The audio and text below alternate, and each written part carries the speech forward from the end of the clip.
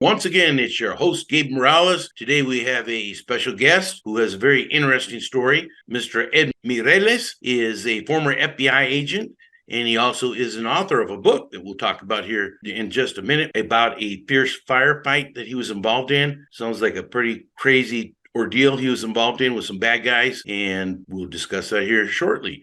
How are you today, sir? Pretty good, Gabe. It's a pleasure to be here with you today.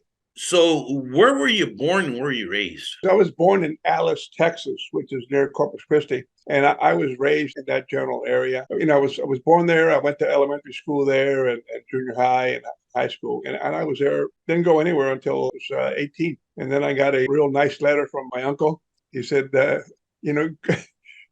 all who shall see these presents, greetings. Mr. Edmundo Mireles Jr. has a 4-year paid vacation with Uncle Sam. I was drafted, because that's back when the Vietnam War was still going on, so I'm thinking, crap, so rather than going to the Army, I enlisted into the Marine Corps. Like I said, I was at home. I was in South Texas till I was 18. Then I left, and in all honesty, time and chance, the way life deals with stuff, I never went back after joining the Marine Corps. Semper Fi. Now, did you go to Vietnam or what happened there? No, actually, I enlisted in 71. And by the time I went to training school, the boot camp and then advanced infantry training, and that was like 6 months after I had enlisted. By that time, President Nixon, who was president at the time, and Secretary of State Henry Kissinger, they negotiated peace with the Vietnamese in Paris in 1972. So we were actually getting ready to deploy, and they canceled the deployment. They said, hey, there's no need to go back there. And so then why did you get in your line of work? You became an FBI agent. What made you decide to get in that line of work, Ed? Well, what got me into that, in all honesty, was it was always a childhood dream of mine to be a police officer. With my military service, I went from the infantry to a security program. I was selected to be a security guard for the State Department program. It's a State Department Marine Corps program where the Marine Corps provides security for U.S. embassies. And I was selected for that program, and I was assigned to the embassy in Bulgaria for a year. And as a reward for that hardship, because it really sucked, really bad, And then I was transferred to Madrid, Spain. Now that was a real dream location, but I met an FBI agent at the embassy, and I got to know him, and we got to be friends. And I knew him long enough that I completed my tour duty, and then I started going to college in Madrid. And he kind of kept tabs on me. He said, hey, he knew when I was a junior. He said, hey, you're going to get ready to graduate pretty soon, aren't you? And I said, yeah, pretty soon. He said, have you considered a job with the FBI? And I was like stunned. You could have knocked me over with a feather. I said, wow, that's pretty amazing. I said, I don't think I qualify. He said, baloney. He said, I've been watching you. You've got 4 years in the Marine Corps. You're bilingual. You're a good kid. You've got a college education. He said, I think you'd be a great candidate. So he said, let me get you an application, because back then, I'm talking like, caveman days. You had to do everything by paper and snail mail and stuff.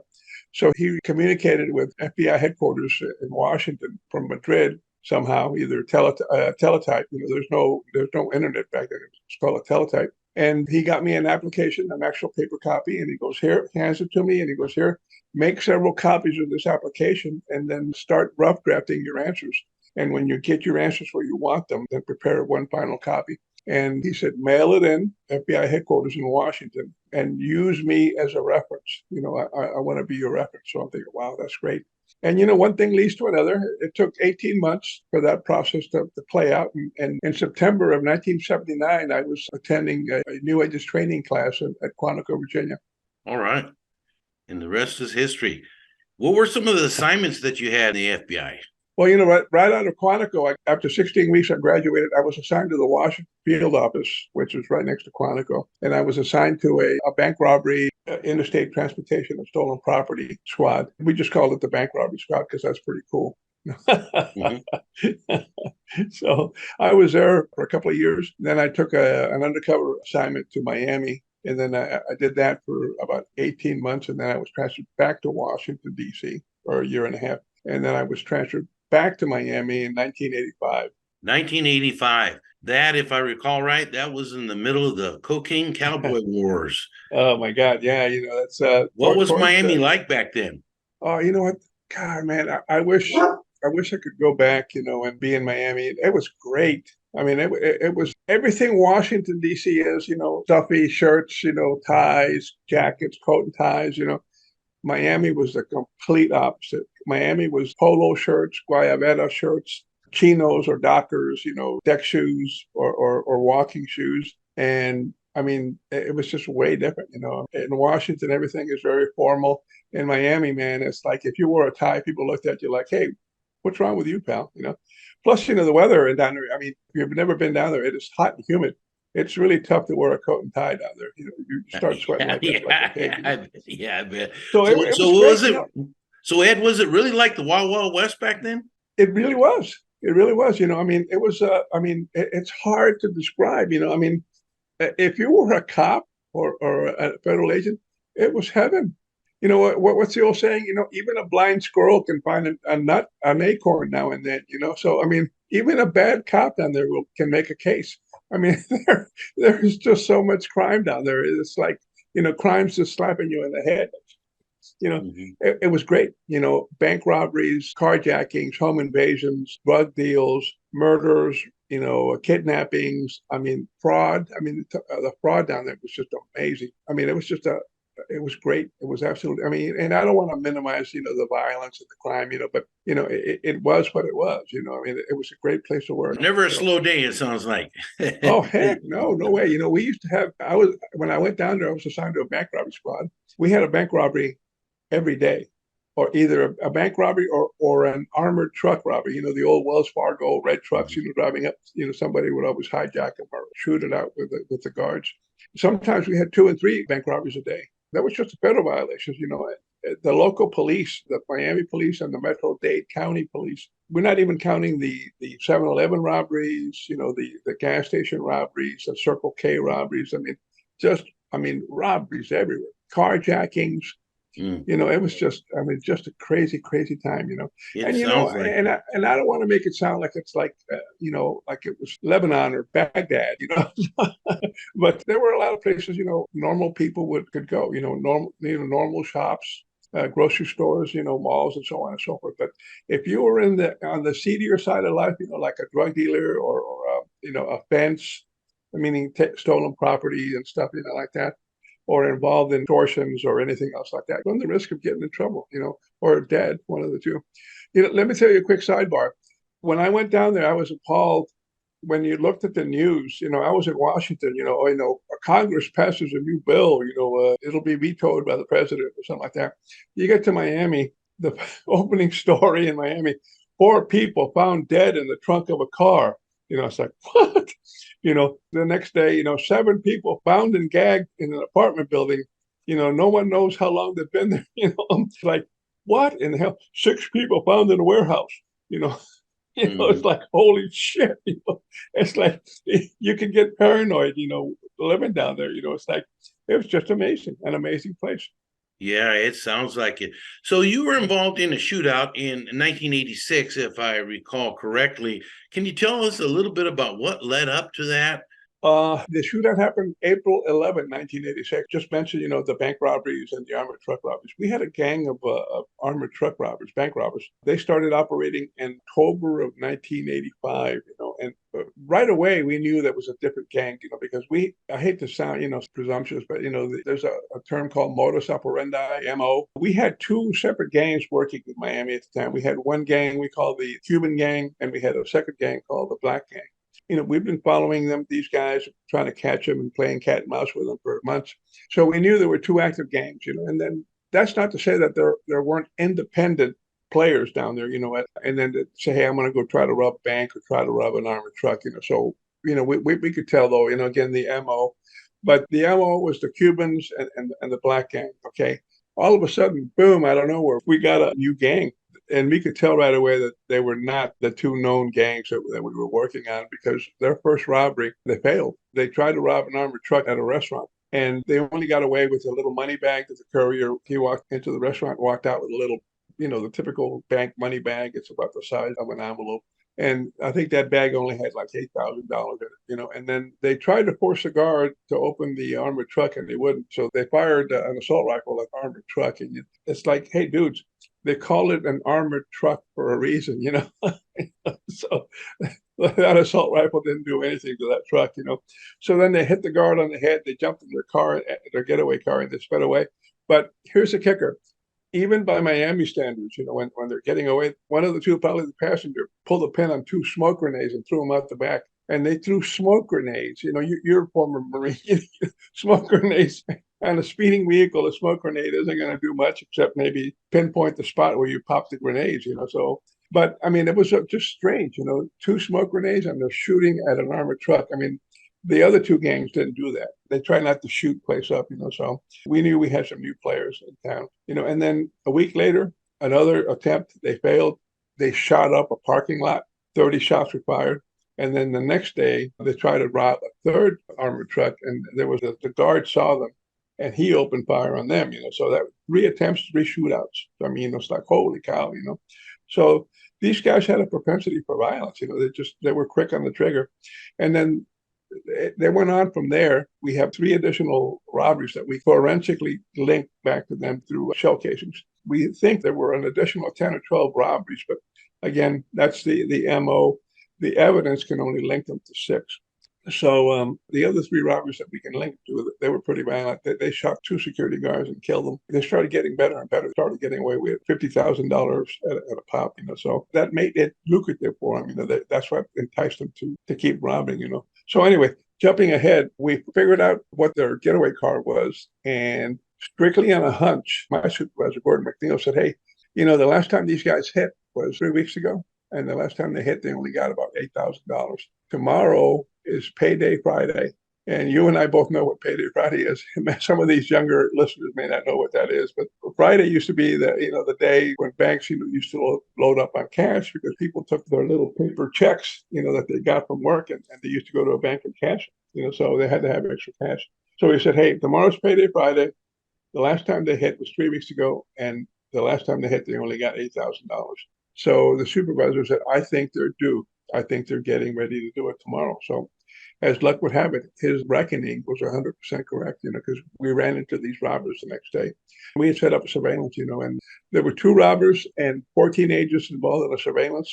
And there was a surveillance, a short, high-speed chase. It was short because it, prevented them from getting away with a series of crashes. And then we pinned them up against a tree in a civilian car. And we gave them the opportunity to give up. We said, hey, police, FBI, come out with your hands up. And they responded with gunfire. So what ended up starting then was an incident that's called the FBI Miami shootout. And that shootout lasted about 5 minutes. And there were about 150 rounds fired in 5 minutes in an area about the size of a half-court basketball court. If you can visualize in your mind how big a half court is, it's not very big, So that's pretty tight quarters, yeah. Yeah, so you had several cars. They had like 5 cars in that area, and 10 men with guns and rifles. So you can imagine it was pretty intense. At the end of the day, out of the 10 participants, 9 of the participants were hit. 4 of the participants that were hit died. 2 agents and 2 bank robbers. Special Agent Ben Grogan and Special Agent Jerry Dove died. And then the remaining 5 individuals were wounded. So out of 8 FBI agents that were involved, 7 of us were either killed or wounded. So it was pretty intense shootout. So were you wounded? I was wounded twice, yes. Had a rifle round. If I can show your audience, I had my shotgun in front of me like this, and I saw my supervisor in front of me, and I think, oh, safety. When I brought the weapon up to port arms, a rifle round hit me right here. And, it knocked me back. And as I'm going back, the second round grazed me right here in the forehead like that, as I'm falling back. So close call. Pretty lucky. So, I tell people, I say, hey, you can't train for this. I mean, you move your arm back and forth like this. I mean, to have that arm in the exact perfect spot to deflect a rifle round coming at your chest, you couldn't do that, in 1,000 years. So I'm pretty lucky, if that round had knocked me back, the second round probably would have hit me right square in between the eyes or in one of my eyes. Because as I'm falling back, the round actually grazed me on the side of the forehead like that. Yes, it sounds like you're very lucky to be with us. So, Ed, what is the name of your book? The name of the book is called FBI Miami Firefight, 5 Minutes That Changed the Bureau. If you want an autographed copy, you can order it through my webpage. Some copies are available on Amazon. Okay, we'll put that website up at the end of this video. Very, Okay. very good. That sounds, man, like a really crazy situation, man. Ed, what would you say, other than surviving maybe the firefight, what are some of your greatest accomplishments during your career? Oh, accomplishments. Wow. My wife, she loves me in spite of myself. We have two beautiful kids. I successfully completed almost 25 years of service without being killed. I've had a lot of positive results and investigations, a lot of positive results in cases. Because of the case, I received the FBI Medal of Honor. I received the United States Attorney General's Award for Heroism. And in Texas, in my hometown, around Dallas, in Beeville, Texas, they dedicated the Texas Criminal Justice, the Bureau of Prisons, I guess the Texas Criminal Justice System, designated a training academy down there in my name, Edmundo Mireles Jr. Training Academy. That was a big deal. So I've been honored and blessed so much. It's hard to say. That is quite an honor. Well, I know you've accomplished a lot, and getting those bad guys off the street, even though they hurt a lot of people, like you said, Yeah. who knows how many countless lives you saved by getting a lot of those guys off the Yeah. streets. What would you Exactly. say were some of your greatest obstacles, your greatest hurdles during your career? Wow. Well, after I was shot, the greatest hurdle for me, I don't like to belabor the point, but when I'm joking with my friends, I tell people, I'm crippled, which is not true. I am disabled. I lost the ability to use my left arm. Actually, I'm lucky to even maintain my left arm because when the round hit me, it almost ripped my left arm completely off my body. So Hmm. I have to give a lot of praise and thank the surgeons who they literally glued and taped my arm back together on my body. Because their first prognosis was amputation. And I'm thinking, wow, what's your second opinion? Amputation. So Oh man. they were not optimistic. We talked it over and they worked on it. And they managed to be able to keep my arm attached, but I lost a lot of movement, a lot of strength and stuff like that. So it took me several years to get back to full strength. I mean, if you could call it full strength, I have a 50% disability to my left arm. So basically the left side of my body is just like, it's definitely, what's the word, atrophied. If you look at my body, you can see that the left side of my body is smaller than the right side of my body because I can't do the normal things that I used to be able to do, weightlifting and other stuff like that. So, but if you don't know me, if you see me, you wouldn't notice it. But people that know me, well, say, yeah, there's a noticeable difference. So, but that was a physical challenge. That on a mental side, you being a former Marine would know the PTSD. People say, "Oh my God, you must be terrible to have shot and killed those two criminals." Nope, not at all. I don't. I don't feel any regret about killing the two bad guys, because they were killers. They killed several people, so I have no problems there. The problem I have is losing two friends. Okay. And I suffered from PTSD for several years because of that, and I kept asking myself the same question over and over and over for years, almost 7 years, I think. And that question was, could I have done something better? Could I have done something different to have saved Ben and Jerry, Agent Ben Grogan and Jerry Dove? And I really wrestled with that question for almost 7 years, especially when it came around for the anniversary of the shootout. That's when it really got melancholy. But Gabe, I still remember the incident, and I finally, everybody kept telling me that, hey, Ed, you did everything you could. And I think everybody agreed with me to that point. The only one who didn't agree was me. I Yeah. kept saying, maybe I could have done something better. Maybe I could have done something different.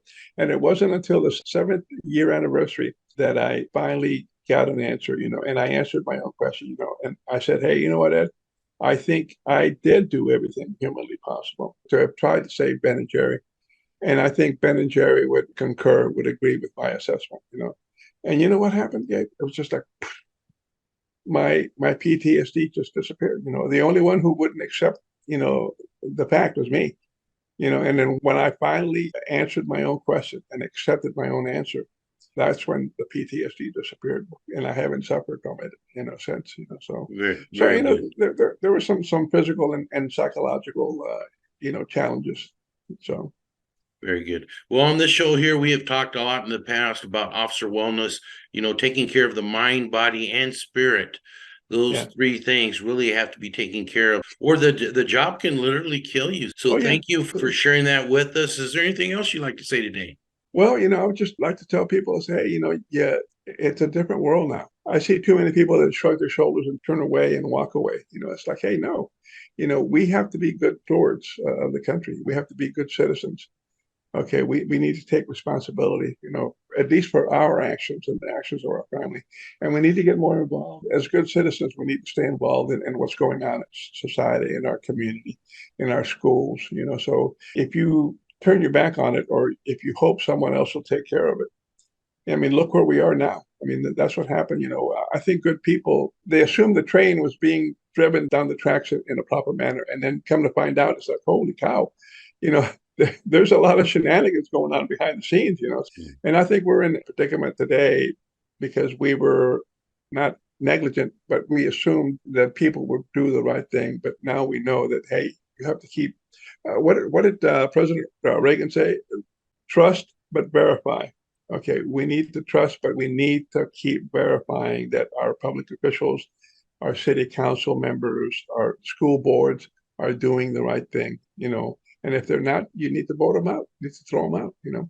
So just stay focused and stay involved. God bless America. Well, thank you, Ed, for sharing that. Looking forward to reading your book, and we'll put that up here in just a minute here on the website. You have a good day, sir. Okay, Gabe, you too. You guys take care.